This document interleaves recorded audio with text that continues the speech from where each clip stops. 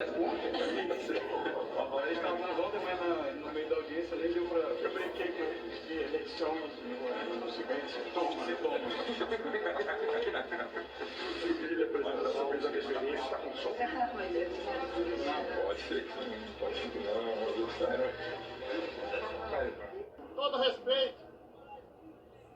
Por favor, Barroso, responde pra gente. Perdeu o Mané numa mola. Perdeu o Mané numa mola. Perdeu o Mané numa mola. É sério. Não fala isso não, ministro. Em entrevista ao jornal É o País, o ex-ministro José Dirceu afirmou que, olha as aspas, é uma questão de tempo para o partido tomar o poder. Vamos pegar, aliás, a aspa completa. Ó. Acho improvável que o Brasil caminhará para um desastre total. Na comunidade internacional, isso não vai ser aceito. E dentro do país é uma questão de tempo para a gente tomar o poder.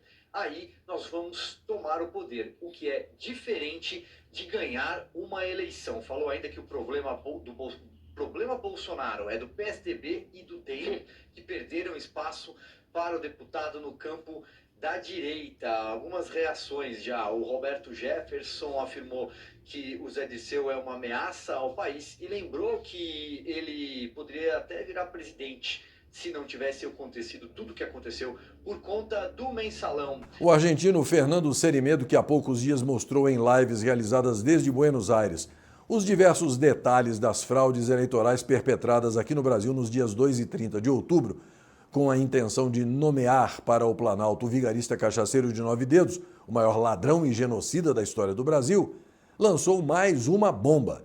Com a ajuda de hackers, foi aberta a caixa preta do inútil e para muitos muito corrupto TSE, e desta vez eles conseguiram decodificar o sistema considerado intransponível. Resultado, agora estão disponíveis os nomes e os votos de 100% dos eleitores brasileiros. Se você acreditava no conceito de voto secreto, pode esquecer. O seu nome e a sua escolha estão lá, nas planilhas obtidas pelos hackers. Por outro lado, até mesmo os membros da quadrilha foram roubados. O coronel cearense Tiro Gomes e a feminista diarista Simonte Tablet perderam cerca de 20% dos votos nas urnas não auditáveis, com os votos sendo desviados para o vigarista cachaceiro de 9 dedos. Ainda segundo os hackers que conseguiram quebrar o código-fonte, a fraude ocorreu principalmente depois das 5 da tarde em todo o Brasil. Os nerds brasileiros, segundo se informa, já entregaram todas as provas obtidas para a ABIN, a Agência Brasileira de Inteligência.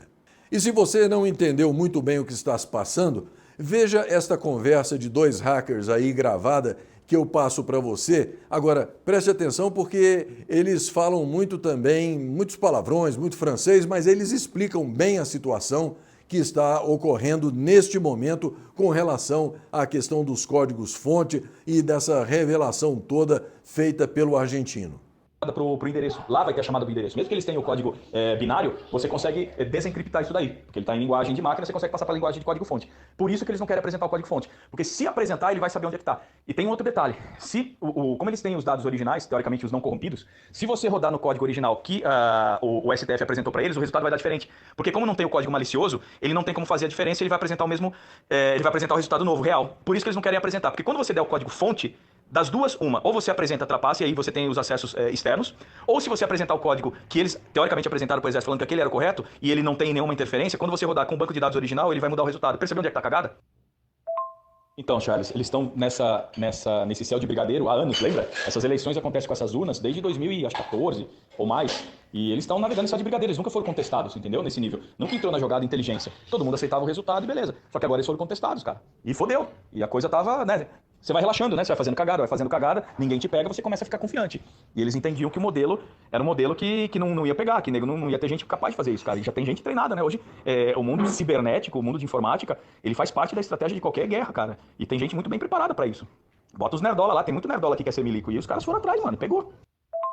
Por isso que eles pediram o código-fonte. O código-fonte original com o banco de dados original Das duas, uma. Para ele rodar e dar o mesmo resultado fraudado, ele vai ter que ter o mesmo comportamento, então ele vai ter que fazer acesso ao servidor, ele vai ter que acessar o servidor externo para poder corromper os dados e gerar o mesmo resultado. Se o STF apresentar o código que não tem adulteração, e teoricamente é o código que está funcionando, com os dados originais ele vai apresentar o resultado verdadeiro, que pode mudar, e aí ser o Bolsonaro eleito, e não o Lula. Percebeu a sinuca de bico que eles estão? Ou eles apresentam o código que falsificou, e aí você vê ele falsificando para poder